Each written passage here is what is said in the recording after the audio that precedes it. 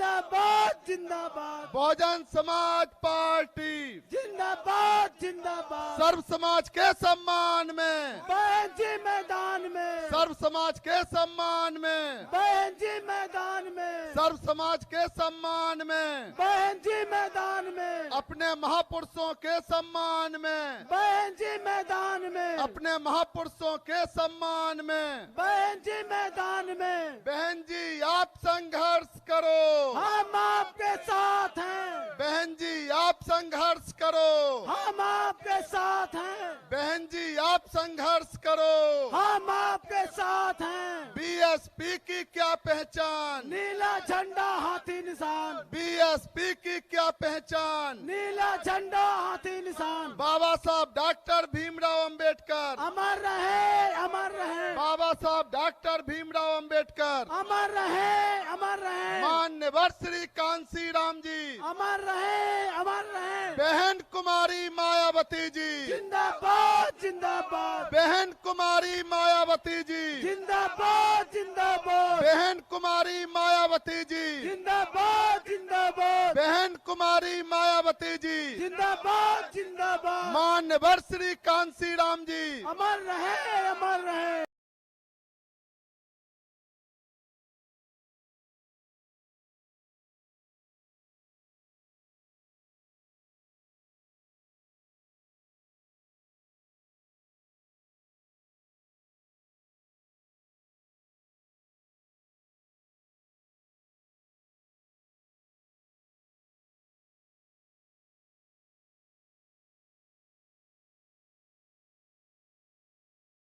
साहब डॉक्टर भीमराव अंबेडकर, अमर रहे अमर रहे, बाबा साहब डॉक्टर भीमराव अंबेडकर, अमर रहे अमर रहे, मान्यवर श्री कांसी राम जी, अमर रहे अमर रहे। बहन कुमारी मायावती जी, जिंदाबाद जिंदाबाद, बहन कुमारी मायावती जी, जिंदाबाद जिंदाबाद, बहन कुमारी मायावती जी, जिंदाबाद जिंदाबाद, बहन कुमारी मायावती जी, जिंदाबाद जिंदाबाद। मान्यवर श्री कांसी राम जी, अमर रहे अमर रहे, मान्यवर श्री कांसी राम जी, अमर रहे अमर रहे। बहन कुमारी मायावती जी, जिंदाबाद जिंदाबाद, बहन कुमारी मायावती जी, जिंदाबाद जिंदाबाद। बहन जी आप संघर्ष करो, हम आपके साथ हैं, बहन जी आप संघर्ष करो, हम आपके साथ हैं, बहन जी आप संघर्ष करो। हम आपके साथ हैं। सर्व समाज के सम्मान में, बहन जी मैदान में, सर्व समाज के सम्मान में, बहन जी मैदान में।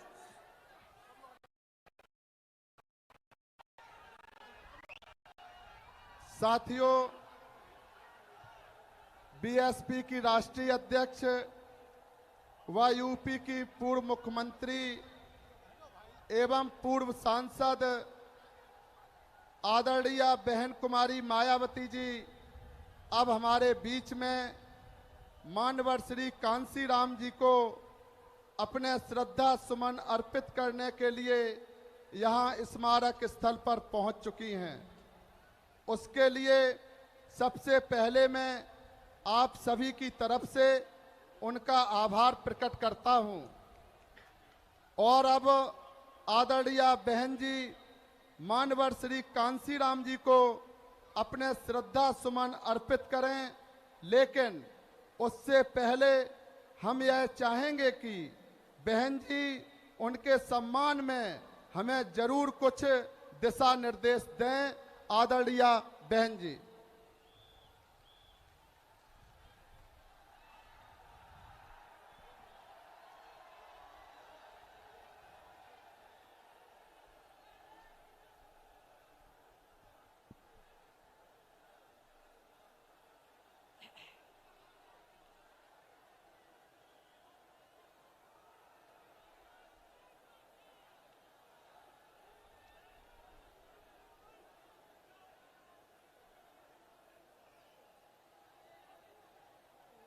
उत्तर प्रदेश के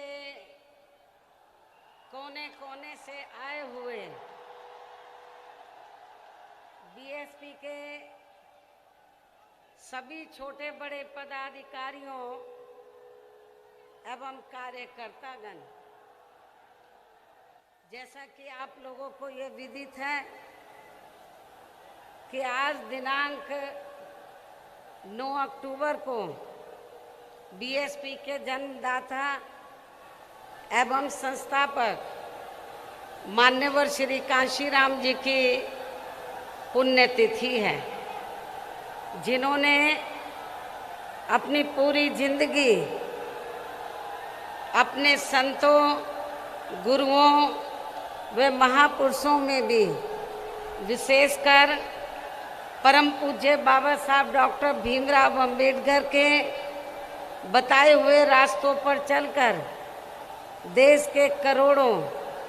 दलितों, आदिवासियों, पिछड़े वर्गों, धार्मिक अल्पसंख्यकों तथा अन्य उपेक्षित वर्गों के लोगों को भी अपने पैरों पर खड़ा करने के लिए समर्पित की है। अब वो हमारे बीच में नहीं रहे हैं। ऐसे महान व्यक्तित्व को आज मैं उनकी पुण्यतिथि पर अपनी व उत्तर प्रदेश सहित पूरे देश में पार्टी से जुड़े सभी लोगों की तरफ से भी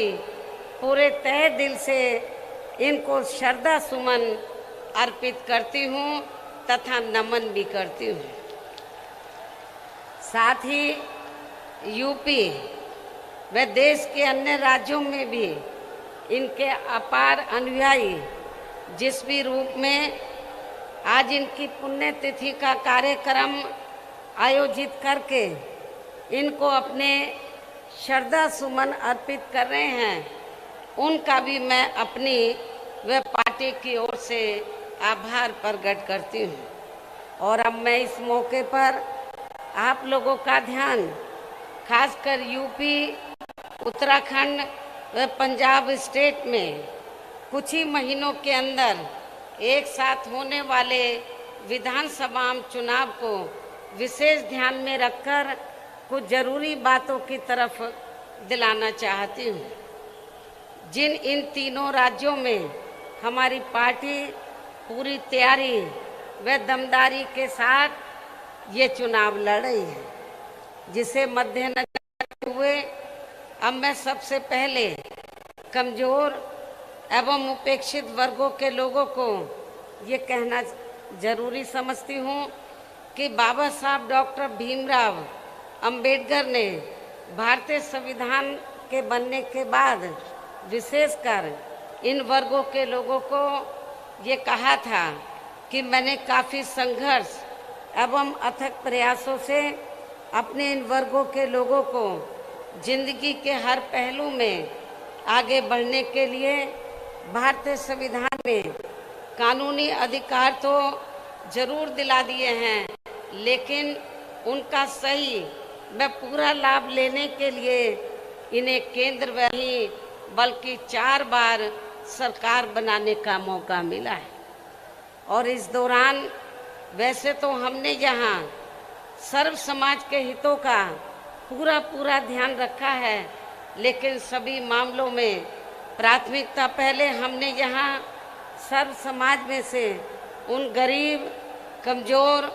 एवं उपेक्षित वर्गों के लोगों को दी है, जिनकी यहाँ जातिवादी, संकीर्ण व पूंजीवादी मानसिकता रखने वाली पार्टियों की रही सरकारों में काफ़ी ज़्यादा उपेक्षा की गई है। साथ ही इनकी सरकारों में उपेक्षित रहे अपने सभी संतों, गुरुओं व महापुरुषों आदि को भी हमने पूरा आदर सम्मान दिया है। इसके साथ साथ हमारी पार्टी की रही सरकार ने यहाँ सर्व समाज में से विशेषकर गरीबों, मजदूरों, बेरोजगारों, किसानों,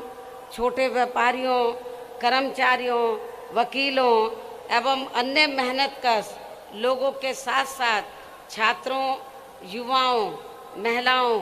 व बुजुर्गों आदि के हितों में भी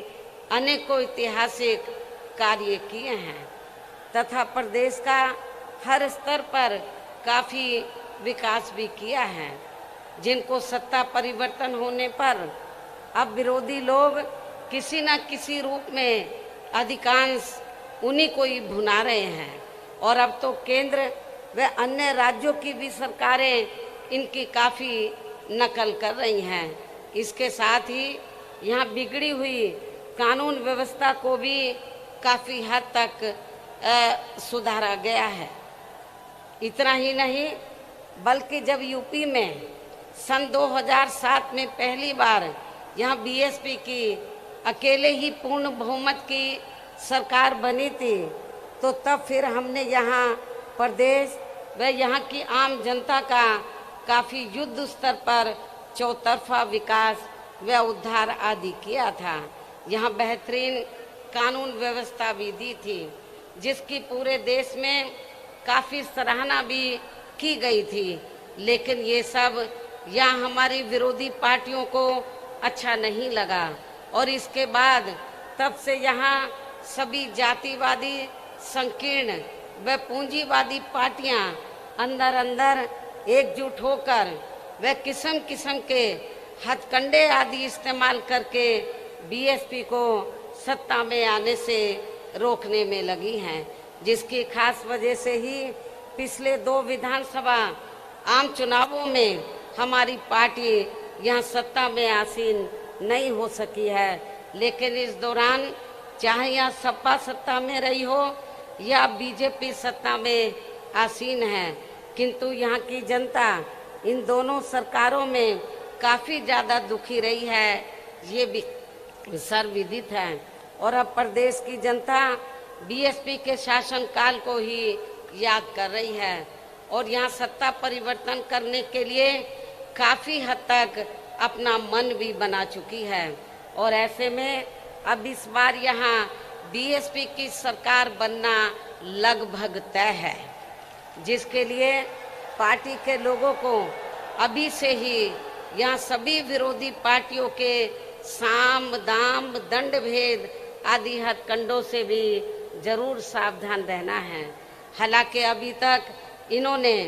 जिन जिन हथकंडों को भी इस्तेमाल किया है तो उनके बारे में मैं पार्टी के लोगों को समय समय पर काफ़ी हद तक सजग भी करती रही हूँ, किंतु फिर भी इस संबंध में सावधानी के तौर पर यहाँ मैं आप लोगों को ये कहना जरूरी समझती हूँ कि यहाँ प्रदेश में कुछ ऐसी भी छोटी छोटी पार्टियाँ व संगठन आदि हैं जो अकेले या फिर गठबंधन करके भी ये चुनाव लड़ सकते हैं, जिनका मकसद कोई चुनाव जीतना नहीं होता है, बल्कि अपने स्वार्थ में पर्दे के पीछे से खासकर सत्ताधारी पार्टी को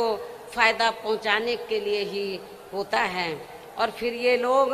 उन्हीं के हिसाब से अपने उम्मीदवार भी चुनाव में खड़ा करते हैं। इसलिए ऐसी पार्टियों व संगठनों को अपनी जात बरादरी व रिश्ते नातों आदि के भी चक्कर में पड़कर इन्हें अपना वोट देकर कतई भी खराब नहीं करना है, वरना फिर से यहाँ बीजेपी सत्ता में वापस आ सकती है। इसके साथ ही प्रदेश में एक पार्टी तो ऐसी भी है जो दूसरी पार्टियों के स्वार्थी व टिकटार्थी किस्म के लोगों को अपनी पार्टी में शामिल करा के अपने कुनबे व परिवार आदि को बढ़ाने में लगी रहती है, जिसके शासनकाल में यहाँ की जनता खासकर कानून व्यवस्था के मामले में काफ़ी ज़्यादा दुखी रही है। ऐसी पार्टी के बहकावे में भी आप लोगों को कतई भी नहीं आना है। इसके साथ ही चुनाव घोषित होने से कुछ समय पहले वे वोट पड़ने तक भी हमारी पार्टी को नुकसान पहुंचाने के लिए या खासकर जातिवादी मीडिया या फिर बीएसपी के विरुद्ध प्रायोजित किया गया मीडिया भी बीएसपी की स्थिति को जानबूझकर काफ़ी कमज़ोर करके दर्शाता रहेगा, जिससे भी पार्टी के लोगों को बिल्कुल भी गुमराह नहीं होना है। और इस संबंध में हम जल्दी ही मुख्य चुनाव आयोग को भी एक चिट्ठी लिखेंगे कि किसी भी स्टेट में जब विधानसभा आम चुनाव का समय 6 महीने रह जाए तो तब से लेकर वोट पड़ने तक सभी एजेंसी के सर्वे पर रोक लगनी चाहिए, ताकि उसकी आड़ में जो कुछ एजेंसी का धंधा चल रहा है तो वे बंद हो जाए तथा फिर चुनाव भी प्रभावित ना हो सके। जैसे आप लोगों को ये मालूम है कि बंगाल में जब विधानसभा का चुनाव चल रहा था तो वहाँ पर रिजल्ट आने से पहले तो सर्वे वाले तो ममता बनर्जी को बहुत पीछे दिखा रहे थे, लेकिन जब रिजल्ट आया तो उल्टा आया और जो सत्ता के सपने देख रहे थे तो वो बाहर हो, वो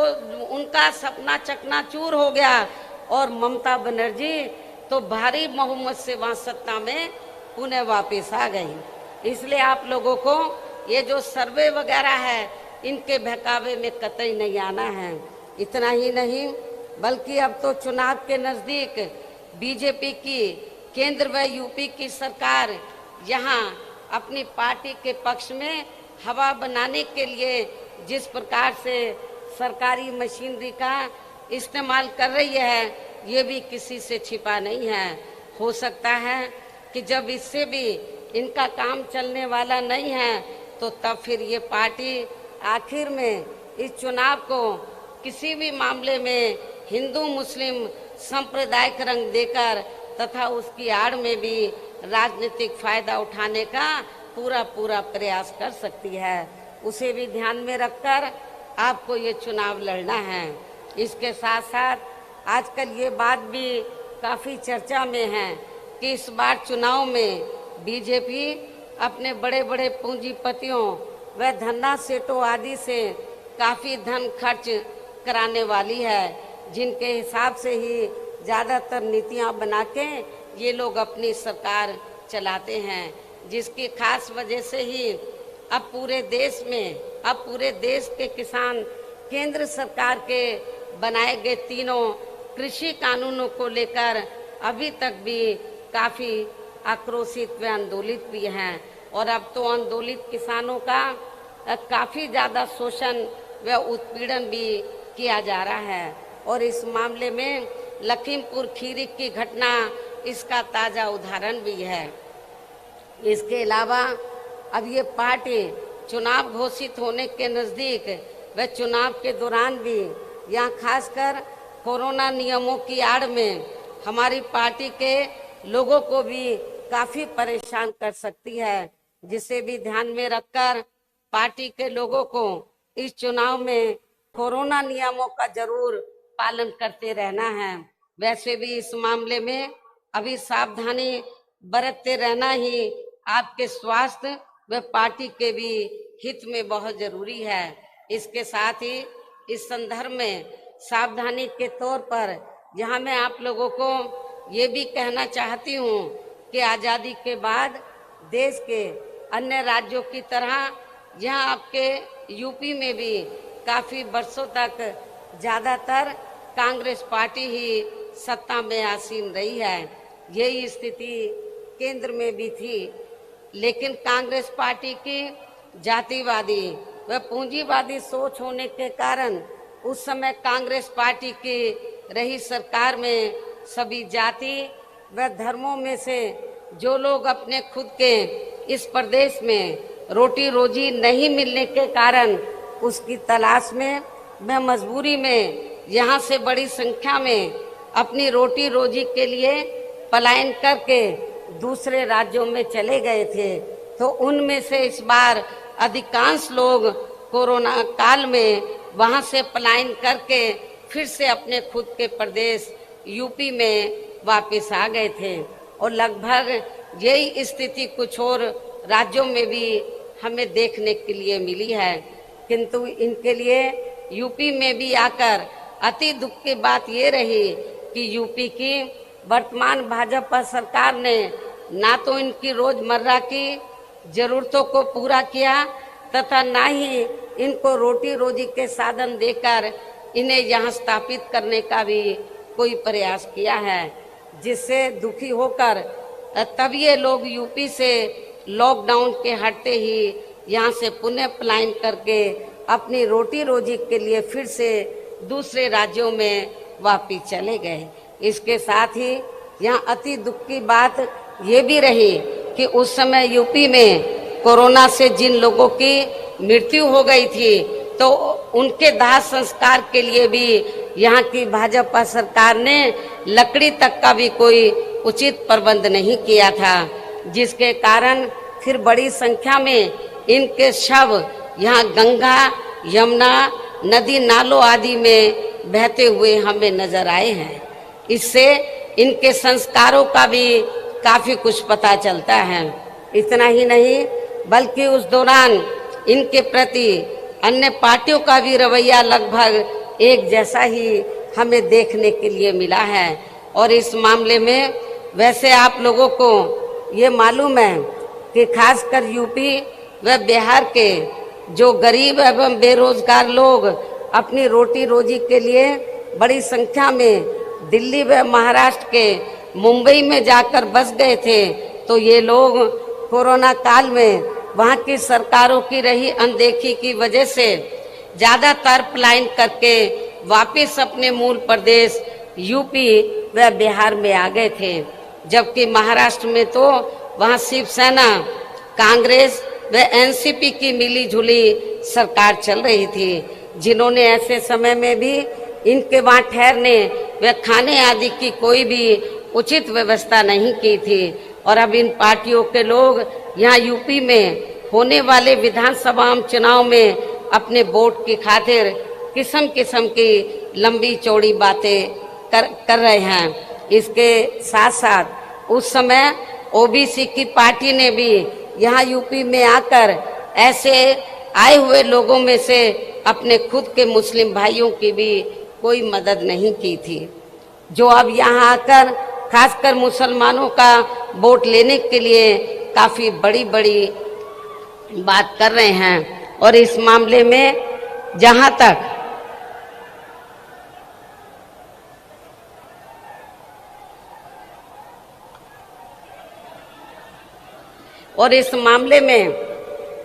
तक दिल्ली से यूपी के लोगों का जबरदस्त पलायन करने का सवाल है, जहां पर श्री केजरीवाल के नेतृत्व में आम आदमी पार्टी की सरकार चल रही है, तो अब ये पार्टी भी यहाँ यूपी में आकर अपनी पार्टी को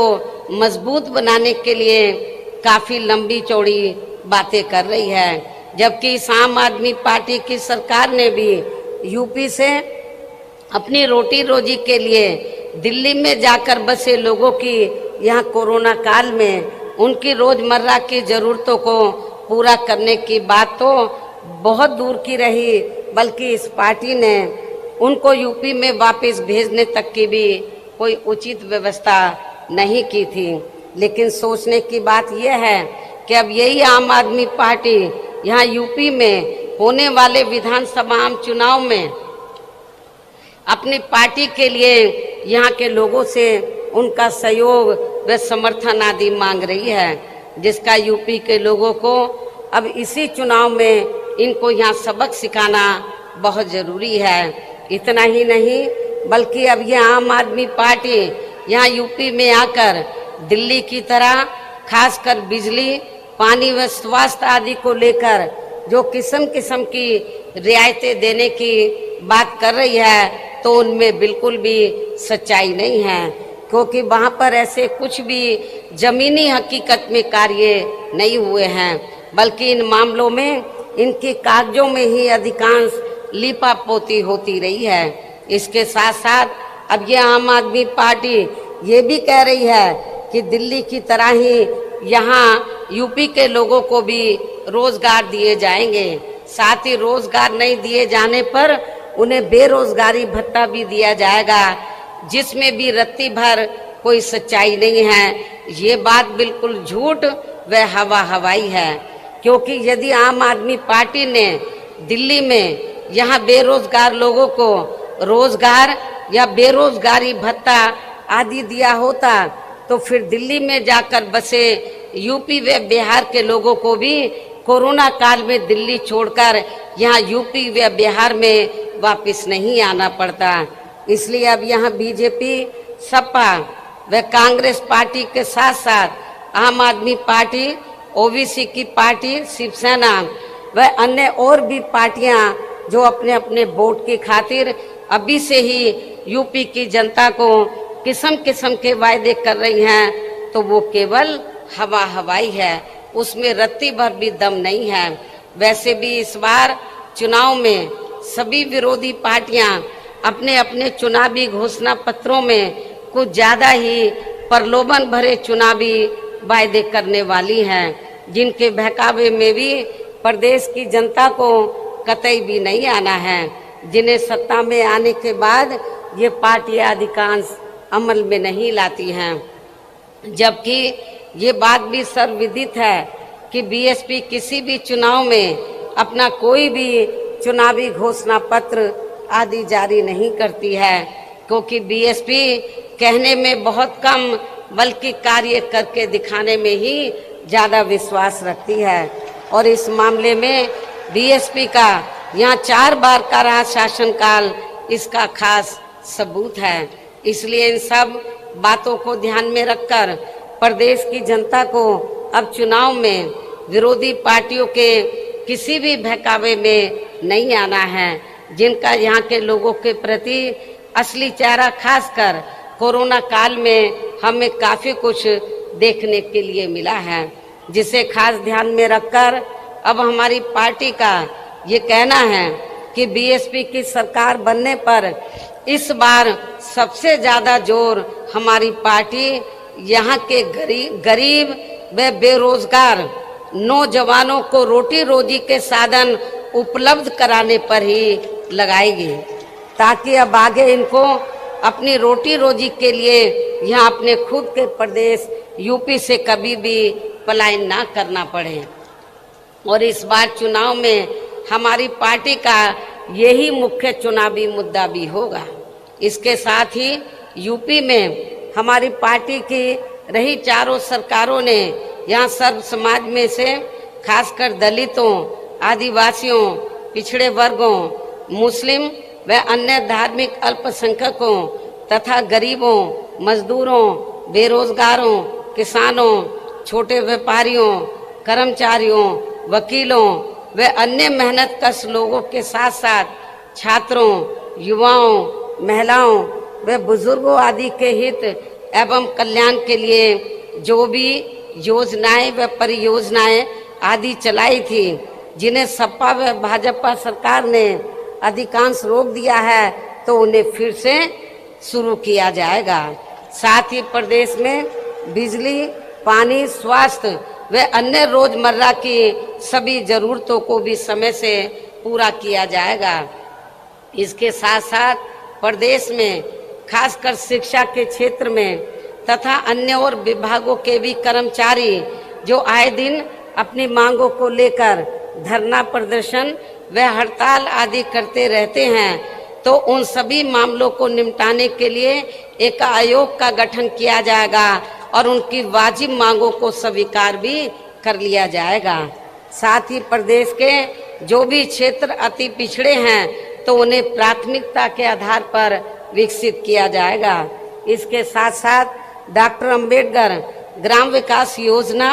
एवं मान्यवर श्री कांशीराम जी शहरी समग्र विकास योजना को भी पुनः चालू करा के यहाँ गांवों व शहरों को फिर से विकसित किया जाएगा, जिनकी हालत अब यहाँ काफ़ी ज़्यादा खराब हो चुकी है। प्रदेश में अयोध्या, वाराणसी, मथुरा व अन्य सभी धार्मिक स्थलों पर लोगों की सुविधा के लिए बीएसपी की सरकार के पद चिन्हों पर चलकर वर्तमान भाजपा सरकार ने अभी तक जो भी कार्य शुरू किए हैं, तो वे अभी पूरे नहीं हुए हैं, तो उन्हें बदले की भावना से रोका नहीं जाएगा बल्कि पूरा कराया जाएगा। इसके अलावा प्रदेश में सरकार बनने पर पहले नए हॉस्पिटल, मेडिकल कॉलेज एवं शिक्षण संस्थान आदि नहीं बनाए जाएंगे, बल्कि पहले से जो बने हैं, जिनकी काफ़ी दयनीय हालत हमें कोरोना काल में देखने के लिए मिली है, तो उन्हें पहले सुधारा जाएगा। इसी प्रकार प्रदेश में सड़कें व पुल आदि भी नए बनाने से पहले यहाँ पुरानी सड़कों व पुलों आदि को ही ठीक किया जाएगा ताकि कोई जनहानि ना हो सके। साथ ही प्रदेश के विकास व जनहित में केंद्र एवं स्टेट की अभी तक जो भी सही योजनाएं चल रही हैं तो उन्हें विरोधी पार्टियों की तरह बदले की भावना से रोका नहीं जाएगा। इसके साथ ही सपा व भाजपा सरकार की तरह दूसरी सरकारों के किए गए कार्यों के नाम बदलकर ये भी नाटक नहीं किया जाएगा। कहने का तात्पर्य ये है कि प्रदेश में सपा व भाजपा सरकार के सभी कार्यों की ईमानदारी से समीक्षा की जाएगी। जो कार्य सही व जनहित में हैं तो उन्हें जरूर आगे बढ़ाया जाएगा, अर्थात रोका नहीं जाएगा। इसके अलावा मेरी सरकार में वर्तमान भाजपा सरकार की तरह कानून व्यवस्था का सुधार केवल कागजों व मीडिया आदि में नहीं बल्कि जमीन पर ही लोगों को हकीकत में होता हुआ नजर आएगा। खासकर सपा सरकार में जो गुंडे, बदमाश व माफिया आदि खुलेआम जनता का शोषण व उत्पीड़न आदि करते हैं तो वे मेरी सरकार में आपको जेल के बाहर नहीं बल्कि जेल की सलाखों के अंदर ही नजर आएंगे, जहां उनकी असली जगह होनी चाहिए। इस प्रकार से प्रदेश में सर्वजन हिताय व सर्वजन सुखाय के लिए यहाँ हर स्तर पर प्रदेश की पूरी तस्वीर बदल दी जाएगी। इतना ही नहीं बल्कि आज मैंने प्रदेश व आम जनहित में जो कुछ भी कहा है और इससे पहले पिछले महीने दिनांक 7 सितंबर को प्रबुद्ध वर्ग के हुए समापन कार्यक्रम के दौरान भी जो कुछ भी कहा है तो ये सभी कार्य यहाँ बीएसपी की सरकार बनने पर बिना पक्षपात एवं भेदभाव आदि के ही समय से पूरे किए जाएंगे। और इस मामले में विशेषकर किसानों, गरीब व कमजोर एवं असहाय लोगों की तथा यहाँ सर्व समाज में से बेरोजगार लोगों की भी समस्याओं को दूर करने की तरफ विशेष ध्यान दिया जाएगा। साथ ही सर्व समाज में से ब्राह्मण समाज की भी सुरक्षा, सम्मान एवं तरक्की आदि के साथ साथ यहाँ धार्मिक अल्पसंख्यक समाज में से मुस्लिम समाज के भी विकास एवं उत्थान व उनके जान माल आदि की सुरक्षा को भी लेकर पार्टी ने अभी तक जो कुछ भी कहा है तो उन पर हमारी सरकार द्वारा पूरी ईमानदारी व निष्ठा से जमीनी हकीकत में कार्य किया जाएगा तथा यहाँ की जनता को किसी भी मामले में निराश नहीं होने दिया जाएगा। वैसे भी बीएसपी किसी भी मामले में, मैं फिर इस बात को दोहराती हूँ कि वैसे भी बीएसपी किसी भी मामले में जो कहती है तो उस पर सही से अमल भी करके दिखाती है। यही बीएसपी की खास पहचान भी है। लेकिन इस मामले में सावधानी के तौर पर यहाँ मैं ये भी कहना चाहूँगी कि यदि यूपी की वर्तमान भाजपा सरकार ने यहाँ की जनता के प्रति अपनी जिम्मेवारी को पूरी ईमानदारी व निष्ठा से निभाया होता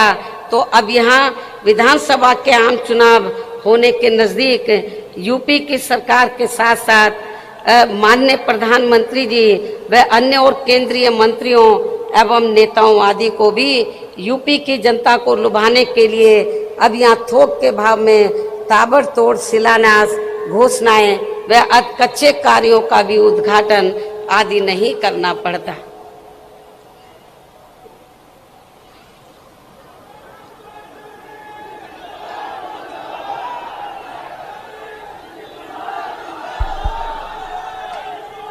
आवाज को ज्यादा मत खोलो। इसके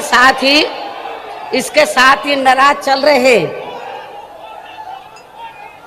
किसानों को वे अपनी उपेक्षा को लेकर कुछ नाराज चल रही जातियों को भी साधने के लिए अब यहाँ इनको चुनाव के नजदीक खासकर जाट व गुर्जर आदि समाज के राजाओं की प्रतिमाएं लगाने व यूनिवर्सिटी आदि के भी नाम बेमन होकर नहीं रखने पड़ते,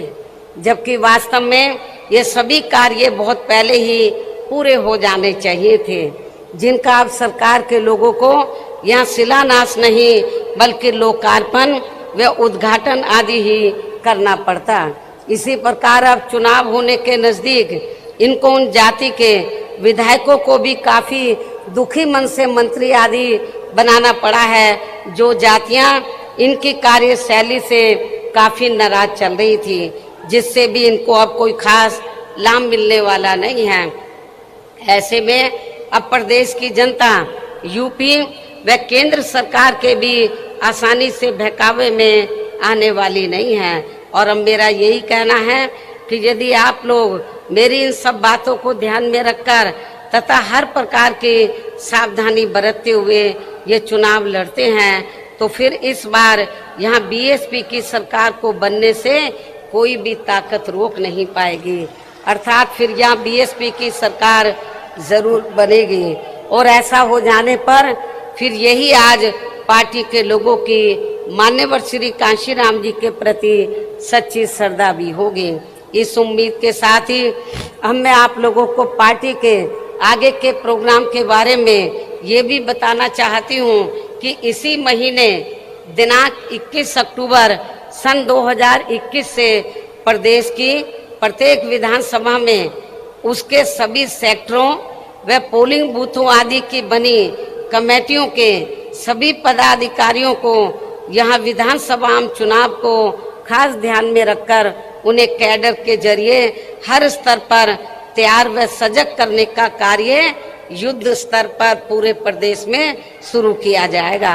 और ये कार्य पूरा होने पर फिर जरूरत अनुसार ही आगे का कार्यक्रम बनाया जाएगा। इसके साथ ही प्रत्येक विधानसभा वार कैडर का ये कार्य पार्टी के केवल पूरे मंडल को देख रहे मुख्य सेक्टर प्रभारियों व पार्टी के स्टेट एवं केंद्रीय वरिष्ठ पदाधिकारियों द्वारा ही लिया जाएगा। इतना ही नहीं बल्कि आपकी मदद के लिए पिछले महीने 7 सितंबर को व आज 9 अक्टूबर को भी मैंने खासकर यहाँ यूपी में होने वाले विधानसभा चुनाव को ध्यान में रखकर जो भी जरूरी बातें आप लोगों के सामने रखी हैं तो उन्हें बुकलेट के जरिए भी हर विधानसभा में वहाँ के लोगों तक जरूर पहुँचाया जाएगा। और इस मामले में मैं ये भी कहना चाहूँगी, यदि मुझे ये लगा कि आप लोग मेरे आज दिए गए इस आदेश व निर्देश का सही से पालन नहीं कर पा रहे हैं तो फिर मैं जरूरत महसूस होने पर पार्टी हित में प्रदेश की किसी भी विधानसभा में जाकर खुद उसका निरीक्षण भी कर सकती हूँ। इसलिए आपको ये कार्य पूरी ईमानदारी से ही करना है ताकि मुझे आपका इम्तिहान ना लेना पड़े। इसके साथ साथ यहाँ मैं ये भी कहना चाहती हूँ कि इसी पैटर्न पर चलकर उत्तराखंड व पंजाब स्टेट में भी पार्टी के लोग ये कार्य 21 अक्टूबर से ही शुरू करेंगे। इस प्रकार से आप लोग अपनी पूरी तैयारी के साथ इन तीनों राज्यों में यहाँ की सरकारों को सत्ता से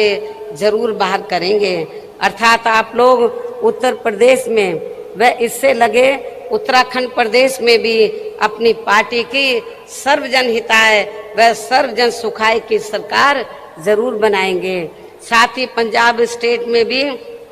बीएसपी व अकाली दल गठबंधन की श्री सुखबीर सिंह बादल जी के नेतृत्व में यहाँ भी अपनी सरकार जरूर बनाएंगे। इस भरोसे के साथ ही अब मैं मान्यवर श्री कांशीराम जी की पुण्यतिथि के मौके पर केंद्र की सरकार से इनको भारत रत्न की उपाधि से सम्मानित करने की भी जोरदार मांग करती हूँ और इसके लिए इनसे ये विशेष आग्रह भी करती हूँ। हालांकि इस मामले में हमें ये मालूम है कि केंद्र में कोई भी जातिवादी सरकार जल्दी से हमारे दलित वर्ग के महान व्यक्तित्व को इस उपाधि से सम्मानित करने वाली नहीं है। और इस संदर्भ में बाबा साहब डॉक्टर भीमराव अंबेडकर का खास उदाहरण आप लोगों के सामने है। आप लोगों को मालूम है कि बाबा साहब ने तो देश का संविधान बनाया और जब केंद्र में अंग्रेजों के जाने के बाद कांग्रेस सत्ता में आई, राज्यों में भी रही, तो कांग्रेस की जिम्मेवारी बनती थी कि बाबा साहब को भारत रत्न की उपाधि से सम्मानित करना चाहिए था, लेकिन कांग्रेस की केंद्र की सरकार ने बाबा साहब को भारत रत्न की उपाधि से सम्मानित नहीं किया। और नतीजा क्या हुआ, हमारे लोग इसके लिए काफी संघर्ष करते रहे, लेकिन सफलता नहीं मिली, क्योंकि कांग्रेस पार्टी नहीं चाहती थी कि दलितों को और खासकर बाबा साहब को ये सम्मान मिले। उसके बाद जब बीएसपी बनी और 1989 में जब केंद्र में जनता दल की सरकार बनी श्री बीपी सिंह के नेतृत्व में, और कांग्रेस सत्ता से बाहर हुई और मिली जुली सरकार बनी, तो उस समय हमारी पार्टी के 3 एमपी जीत कर आए थे। मैं खुद भी जीत कर आई थी 1989 में बिजनौर से। तो उस समय श्री बीपी सिंह जी ये चाहते थे कि हम लोग सरकार में शामिल हो जाएं। हमने श्री बीपी सिंह को ये कहा कि हमें कोई मंत्री का पद नहीं चाहिए, हम केवल 2 ही आपसे मांग कर रहे हैं, एक तो बाबा साहब को भारत रत्न की उपाधि से सम्मानित किया जाए और दूसरा मंडल कमीशन की रिपोर्ट लागू की जाए। तो श्री बीपी सिंह जी ने हमारी बात को मान लिया और श्री बीपी सिंह जी की सरकार में ही बाबा साहब को भारत रत्न की उपाधि से सम्मानित किया गया और पिछड़े वर्ग की मंडल कमीशन की रिपोर्ट लागू हुई। लेकिन ये बीजेपी को उस समय अच्छा नहीं लगा, जो आज जनगणना का भी विरोध कर रहे हैं ओबीसी का, और उन्होंने श्री बीपी सिंह की सरकार ज्यादा दिन नहीं चलने दी और उनकी सरकार गिर गई। इसलिए अब चाहे ये पार्टी अर्थात कांग्रेस पार्टी, इसलिए कांग्रेस ने यदि ऐसा किया होता तो आज कांग्रेस की हालत ऐसी नहीं होती। इसलिए अब चाहे ये पार्टी अर्थात कांग्रेस पार्टी दलित को किसी भी स्टेट का मुख्यमंत्री व देश का प्रधानमंत्री तथा पार्टी का हेड भी क्यों ना बना दे, तो भी दलित वर्ग के लोग बाबा साहब का ये अपमान भूलने वाले नहीं हैं। इसके साथ ही पिछड़े वर्ग के व्यक्ति को भी ये सभी महत्वपूर्ण पदों पर भी क्यों ना रख लें, तो भी इस वर्ग के लोग कांग्रेस को जल्दी से माफ करने वाले नहीं हैं, जिसने केंद्र में अपनी सरकार के रहते हुए इनकी मंडल कमीशन की रिपोर्ट को लागू नहीं किया था। इसी प्रकार अब कांग्रेस पार्टी किसानों के मुद्दे की आड़ में खासकर सिख समाज को लुभाने के लिए कितनी भी नाटकबाजी क्यों ना कर ले, तो भी देश में सिख समाज के लोग कांग्रेस के राज में हुए सिख दंगों को आसानी से भुलाने वाले नहीं हैं। संक्षेप में अब मेरा यही कहना है कि केंद्र में जब तक जातिवादी सरकारें चलती रहेंगी, जातिवादी मानसिकता वाली सरकारें चलती रहेंगी, तो तब तक यहाँ दलित वर्ग के महान व्यक्तित्व को आसानी से भारत रत्न की उपाधि से सम्मानित नहीं किया जाने वाला है। लेकिन फिर भी हमारी पार्टी का मान्यवर श्री कांशीराम जी को ये सम्मान दिलाने का प्रयास हमेशा जारी रहेगा। वैसे भी किसी भी मामले में कांग्रेस में अन्य जातिवादी पार्टियों को भी यहाँ दलित, आदिवासी व पिछड़े वर्ग के लोग केवल इन्हें अपनी मुसीबत व मजबूरी आदि में ही याद आते हैं। ये सब हमें पिछले महीने पंजाब स्टेट में भी काफी कुछ देखने के लिए मिला है। इसे भी हमारे लोगों को जरूर ध्यान में रखकर चलना चाहिए। इन्हीं जरूरी बातों के साथ ही अब मैं मान्यवर श्री कांशीराम जी की प्रतिमा पर अपने श्रद्धा सुमन अर्पित करती हूँ तथा मेरे बाद यहाँ भारी संख्या में आप ये देखो चारों तरफ भीड़ ही भीड़ है और जितने लोग अंदर हैं इससे काफी ज्यादा लोग बाहर भी हैं। तो आप लोग अपने खुद के साधनों से चलकर, तो कल से आप लोग इधर आए हुए हैं, आपको जब मालूम पड़ा कि मान्यवर श्री कांशीराम जी की पुण्यतिथि के मौके पर मैं खुद यहाँ पर स्मारक स्थल पर पहुँचने वाली हूँ, तो मेरे मना करने के बावजूद भी आप लोग नहीं रुके और बड़े पैमाने पर आप लोग यहाँ पर लाखों की संख्या में इधर पहुँचे हैं। इसके लिए तो मैं आप लोगों की बहुत बहुत आभारी हूँ और मुझे पूरा भरोसा है, खास तौर से जो विरोधी लोग ये कहते हैं कि बीएसपी कहीं पिक्चर में नजर नहीं आ रही है, मेरे ख्याल अभी तक पिछले कई महीनों में जितने प्रोग्राम कांग्रेस ने, सपा ने, बीजेपी ने किए हैं, जितनी भीड़ उनके प्रोग्राम में अभी तक आई है उससे कई गुना भीड़ आज बीएसपी के अकेले एक प्रोग्राम में आप लोगों को देखने के लिए मिल रही है, मीडिया को देखने के लिए मिल रही है। तो अब मैं आप लोगों का और ज्यादा समय न लेते हुए अब मैं मान्यवर श्री कांशीराम जी की प्रतिमा पर अपने श्रद्धा सुमन अर्पित करती हूँ तथा मेरे बाद यह भारी संख्या में आए पार्टी के लोग भी खासकर कोरोना नियमों का पालन करते हुए पूर्व की तरह ही पूरे अनुशासित तरीके से इनको अपने श्रद्धा सुमन अर्पित करके तब फिर अपने अपने जिलों में सावधानी पूर्वक वापिस चले जाएंगे और फिर ये लोग पार्टी के आज घोषित किए गए कार्य में पूरे जी जान से जुट जाएंगे। इस उम्मीद के साथ ही अब मैं आप लोगों से यही रजा लेती हूँ। जय भीम, जय भारत। बहुजन समाज पार्टी जिंदाबाद, जिंदाबाद, बहुजन समाज पार्टी जिंदाबाद, जिंदाबाद, जिंदाबाद। बाबा साहब भीमराव अम्बेडकर अमर रहे, मानवर काशीराम साहब अमर रहे, मानवर काशीराम साहब अमर रहे,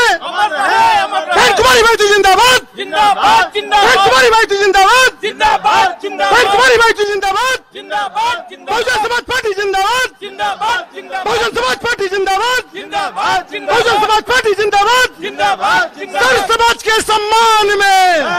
मैदान में, सर समाज के सम्मान में, मैदान में, सर समाज के सम्मान में, मैदान में, अपने महापुरुषों के सम्मान में,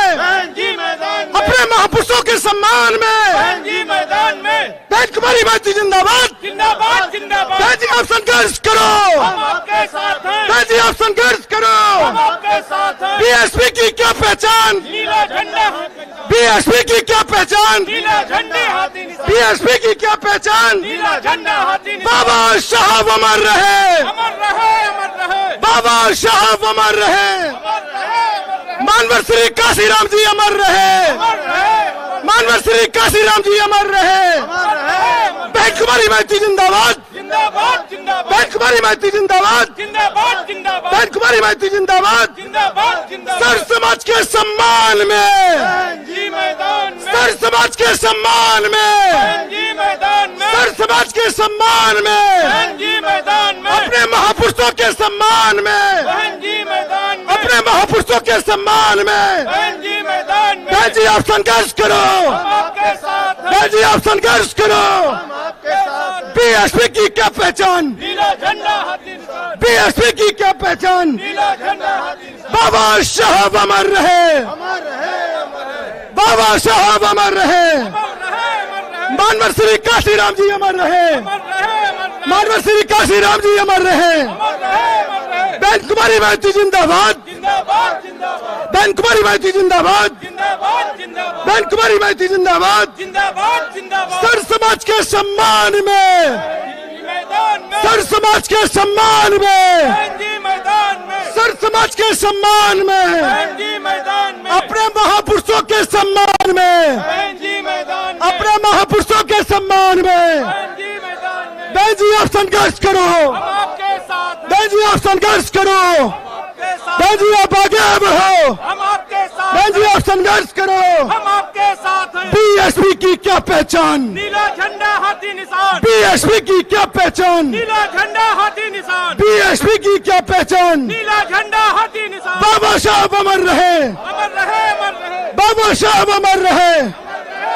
मानवर श्री काशीराम जी अमर रहे, मानवर श्री काशीराम जी अमर रहे। बहन कुमारी माइती जिंदाबाद, जिंदाबाद, जिंदाबाद, बहन कुमारी माइती जिंदाबाद, जिंदाबाद, जिंदाबाद, बहुजन समाज पार्टी जिंदाबाद, जिंदाबाद, जिंदाबाद, बहुजन समाज पार्टी जिंदाबाद, जिंदाबाद, जिंदाबाद। सर समाज के सम्मान में, सर समाज के सम्मान में, सर समाज के सम्मान में, अपने महापुरुषों के सम्मान में,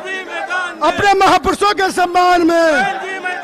बहन जी आप संघर्ष करो, आपके साथ हैं, बहन जी आप संघर्ष करो, आपके साथ हैं, बहन जी आप आगे बढ़ो, हम आपके साथ हैं। बीएसपी की क्या पहचान, नीला झंडा हाथी निशान, बीएसपी की क्या पहचान, नीला झंडा हाथी निशान, बीएसपी की क्या पहचान, नीला झंडा हाथी निशान, बाबा साहब अमर रहे, अमर रहे, अमर रहे, बाबा साहेब अमर रहे, अमर रहे, अमर रहे, मानवर श्री काशीराम जी अमर रहे। अमर रहे, अमर रहे। सर समाज के सम्मान में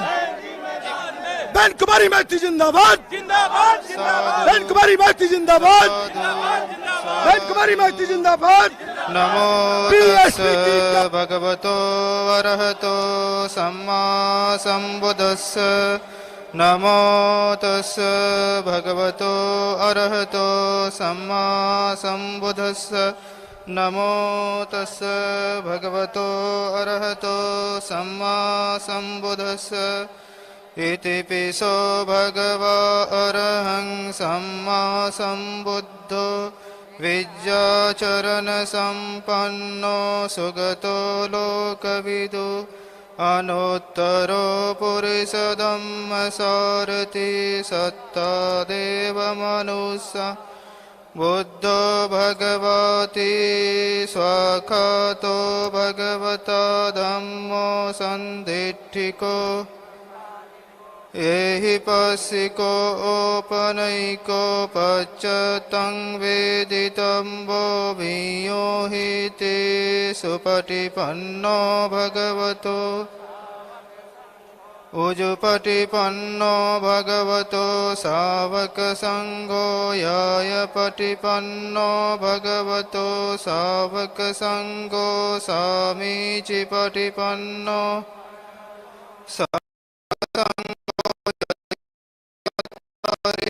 युगानि अट्टं वदेवता सबुद्धानुभावेन सोते भव